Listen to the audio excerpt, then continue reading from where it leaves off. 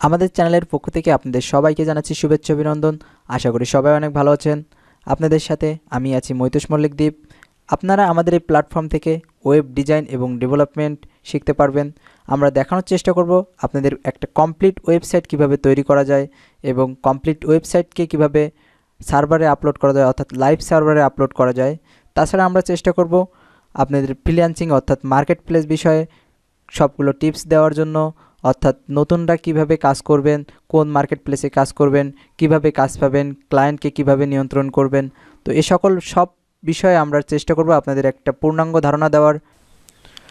এখন আমরা দেখব একটা কমপ্লিট ওয়েবসাইট কিভাবে তৈরি করতে পারি। তো কমপ্লিট ওয়েবসাইট তৈরি করার জন্য আমাদের সাধারণত 3টা স্টেপ ফলো করা লাগে। তো 3টা স্টেপের আপনাদের একটা স্টেপ ক্লায়েন্ট অবশ্য করে দেবে, যেমন এই পিকচারটা তৈরি করে দেবে।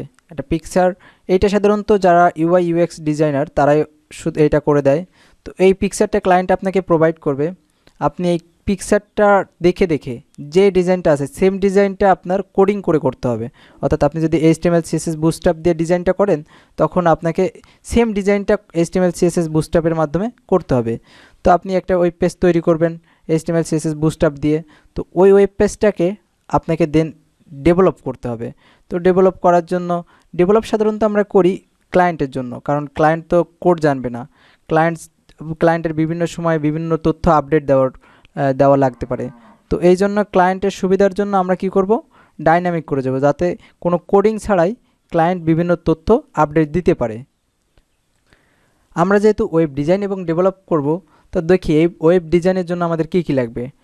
সাধারণত আমরা অনেকেই কনফিউশনে থাকি প্রথম দিকে, যে আমরা কি শিখব, ওয়েব ডিজাইন শিখতে গেলে কোন ল্যাঙ্গুয়েজে শিখব, ওয়েব ডেভেলপমেন্ট শিখতে গেলে কোন ল্যাঙ্গুয়েজে শিখব। তো আমি রিকমেন্ড করব তাদের প্রথমেই কোনো কিছু না ভেবে এইচটিএমএল সিএসএস শুরু করে দেন।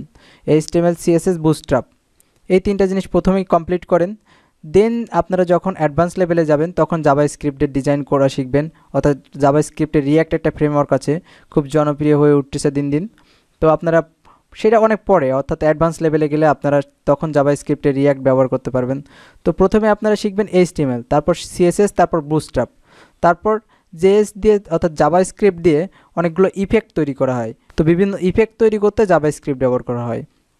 আর আমরা সাধারণত ডেভেলপের জন্য পিএইচপি ইউজ করব, কারণ পিএইচপি একটা জনপ্রিয় ল্যাঙ্গুয়েজ, খুব এর মার্কেটেও অনেক ডিমান্ড।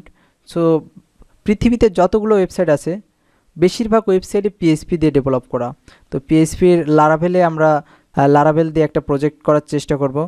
ওয়েব ডিজাইন এবং ডেভেলপমেন্ট কমপ্লিট করতে আমাদের অনেক লম্বা একটা পথ অতিক্রম করতে হবে, অনেক সময় দিতে হবে, আমাদের অনেক কষ্ট করতে হবে। তো আমরা চেষ্টা করব আপনাদের খুব সহজভাবে কিভাবে শেখানো যায়। তো আর চাইবো আপনারা সব সময় আমাদের সাথে থেকে সহযোগিতা করবেন। তো সবাইকে ধন্যবাদ।